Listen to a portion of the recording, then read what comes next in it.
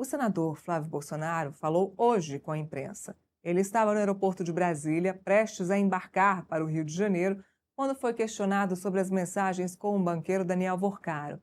Marília Ribeiro, nossa repórter, tem mais informações. Boa tarde, Marília. O senador Flávio Bolsonaro respondeu às críticas que ele vem recebendo? Respondeu sim, Neila. Boa tarde a você, ao Felipe, a todos que estão na nossa companhia aqui no Contexto. Uma boa sexta-feira.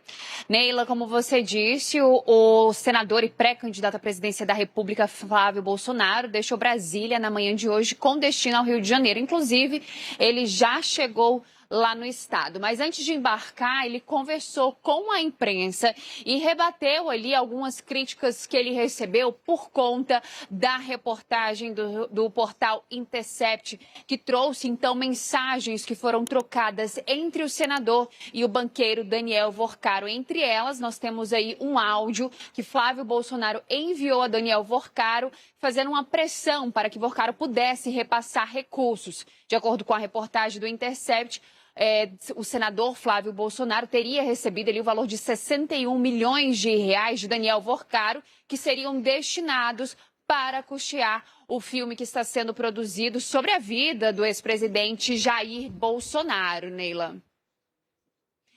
Do ex-presidente Jair Bolsonaro.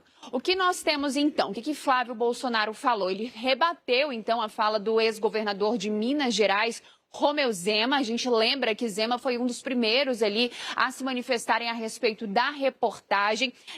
E no caso, Flávio Bolsonaro disse que a fala de Zema ela foi precipitada. Importante trazer que Zema fez uma publicação nas redes sociais na época e disse que a atitude de Flávio Bolsonaro era imperdoável e afirmou que era preciso, então, ter credibilidade para poder mudar o Brasil. Flávio Bolsonaro rebateu e disse, então, que foi precipitado e como o Igor Gadelha adiantou aqui enquanto ele estava participando do Contexto, Flávio Bolsonaro disse que tentou conversar com Romeu Zema, mas que acabou não conseguindo ter esse contato por telefone. E a gente tem o trecho da fala do senador Flávio Bolsonaro para acompanhar. Hoje o governador Zema falou que era imperdoável aquele áudio da Intercept, né? Como é que o senhor avalia a postura? Eu acho que ele foi precipitado, inclusive eu tentei ligar para ele ontem para conversar com ele, que ele foi precipitado. É uma pessoa, né, que é nova na política, mas precisa entender que ele também tem uma grande responsabilidade de ajudar os brasileiros a se livrarem do PT. Então acho que ele foi precipitado, eu acho que eu merecia, pelo menos, da parte dele, já que nós conversamos, o benefício da dúvida, pelo menos, né? E após as minhas declarações, após os meus esclarecimentos, todo mundo com quem eu conversei diz que ficou bastante claro que não houve nada de errado. Portanto, eu acho que ele se equivocou em se antecipar e me pré-condenar. Ele se equivocou, eu jamais faria isso com ele. Senador, só, assim, o senhor já falou sobre o meme... Eu quero aproveitar aqui para agradecer o Caiado, que ele pelo menos fez ali um posicionamento correto, respeitoso comigo. Ele já foi vítima de uma perseguição como essa e lá atrás eu o defendi. Lembra quando deixaram ele inelegível porque ele fez uma reunião lá na residência oficial do governo de Goiás. Apesar de até naquele momento a gente estava um pouco ali em conflito, vamos dizer assim, público, eu fiz questão de vir a público também e registrar que não era justo que ele ficasse inelegível por causa de uma situação como essa. Então, se eu não quero perseguição para cima de nós, eu também não quero perseguição para cima dos outros.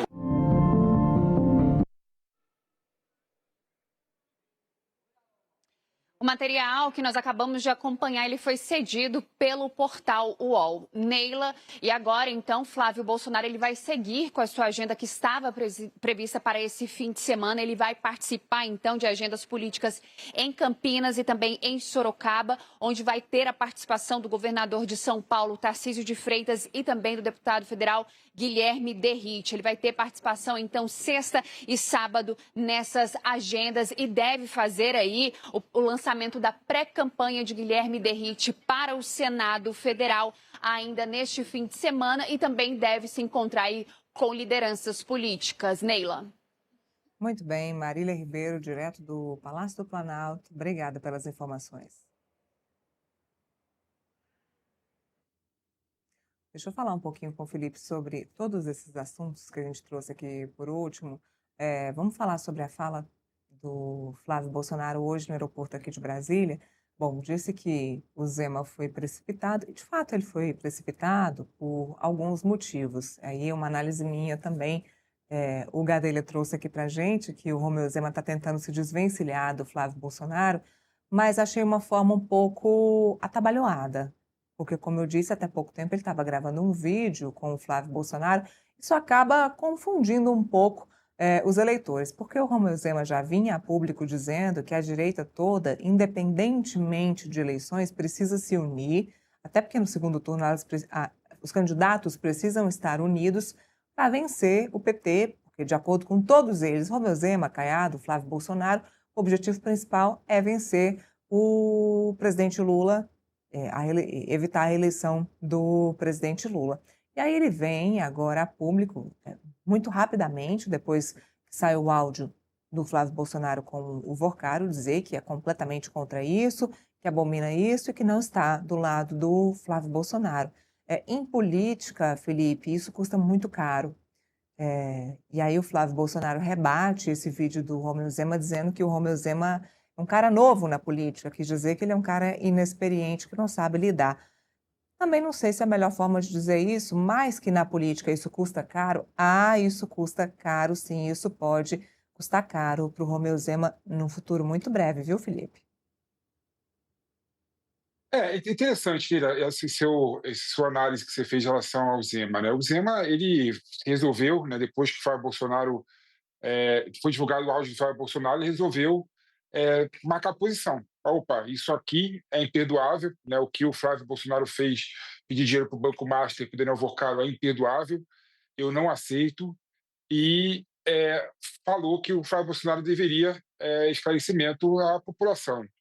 Por outro lado, a gente tem o posicionamento do Caiado, né, que tem um modo de ver, o posicionamento do Caiado deu um tapa de luva de pelica no Zema, né, falando que não é oportunista, né, ou seja, dando a entender que o Zema foi oportunista nessa situação, e falando que a direita deveria estar preocupada somente com ganhar do Lula no segundo turno. Né. Nada mais é mais relevante no Brasil atual, segundo o Caiado, do que vencer o Lula e o PT nas eleições de outubro. Então, são dois posicionamentos completamente diferentes e divergentes. Né? O Zema resolveu romper, né, com o bolsonarismo, até porque quem gosta do Bolsonaro, quem é bolsonarista raiz, né, qualquer justificativa que o Bolsonaro dá vai colar, né, para essas pessoas. Né? E essas pessoas são, né, um percentual relevante do eleitorado brasileiro, em torno de 20%. Né?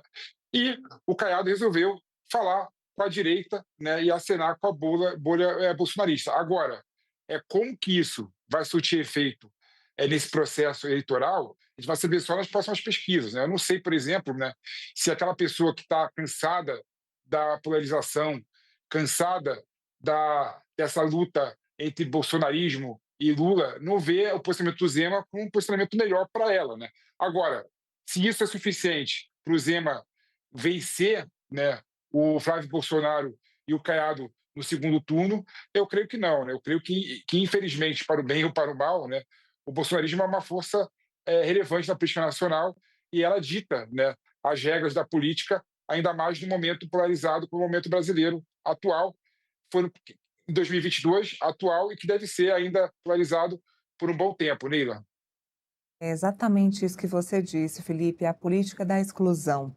Qualquer coisa que o Flávio Bolsonaro diga neste momento para a ala bolsonarista vai ser uma desculpa que eles vão engolir porque eles não estão muito preocupados, até mesmo com o projeto de governo que o Flávio Bolsonaro vai apresentar, porque ele ainda não apresentou.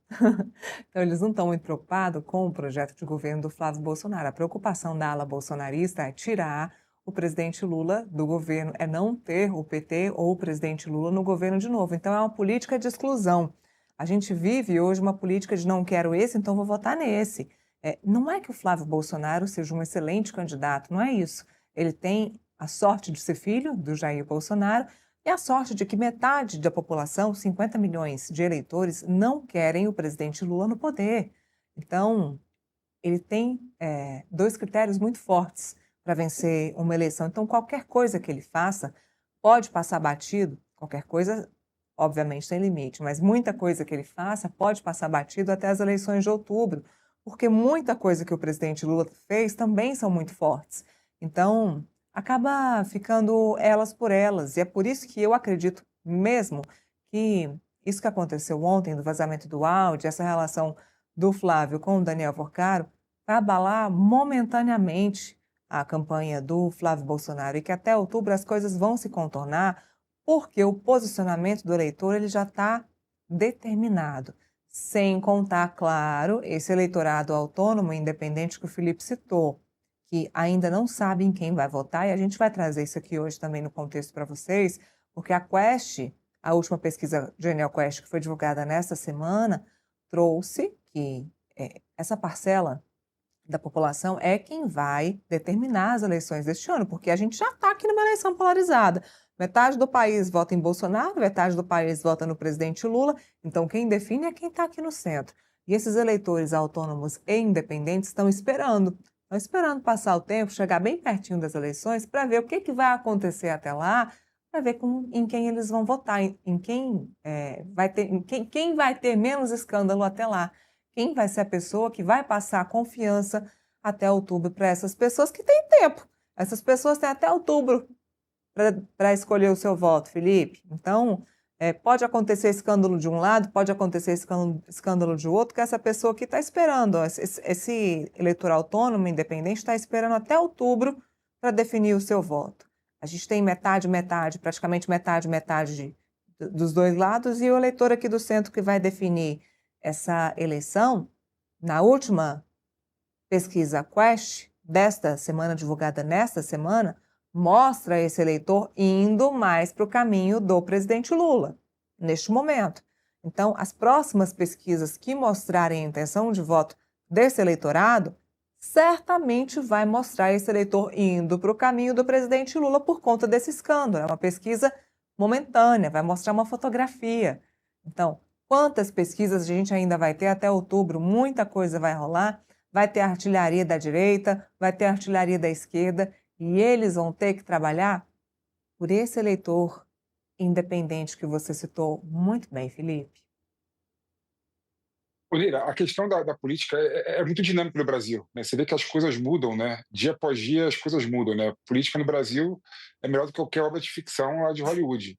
Aí você vê um ponto interessante. Nesse caso, um pouco mais, na minha opinião, é igual jogar batata quente, né? Agora a batata quente está na mão do Flávio Bolsonaro.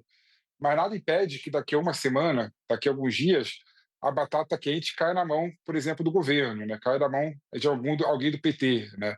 Então, esse caso do Banco Master, na minha opinião, ainda vai gerar muitos efeitos, muitas consequências até o período eleitoral de outubro. Então, a gente não sabe o que tem ainda a ser revelado. O que a gente sabe, né, e o que a gente sente é que a questão do Banco Master perpassa qualquer partido político, perpassa qualquer ideologia, qualquer viés. Claro que depois desse áudio do Flávio Bolsonaro com o Daniel Vocaro e com o Banco Master, né, o estrago político começou a acontecer para o lado do Bolsonaro, né? Até estava pensando aqui, é uma miscelânea, uma salada essa questão do financiamento do filme do Bolsonaro. Lila, você vê, por exemplo, que tem uma emenda parlamentar que foi dada por uma ONG e quem era presidente da ONG é uma das produtoras do filme do Bolsonaro.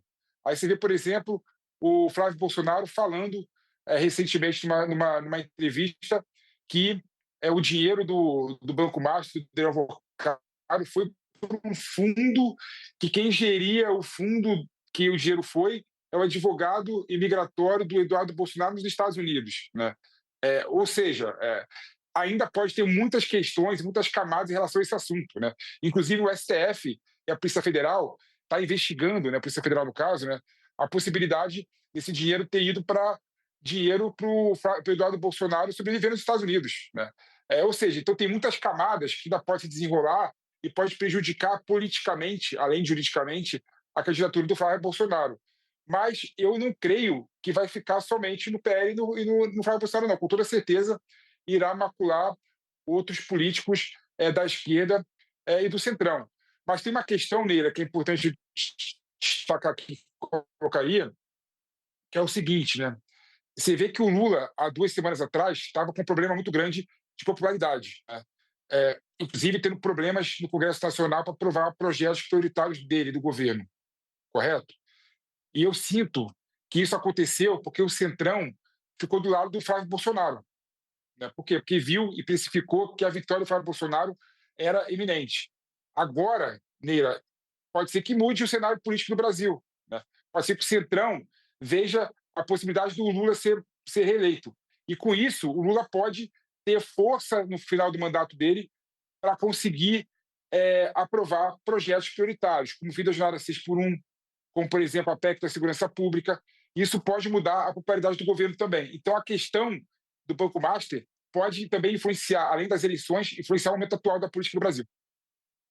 Trão com um pezinho num barquinho, pezinho no outro barquinho. Afundar não afunda, não.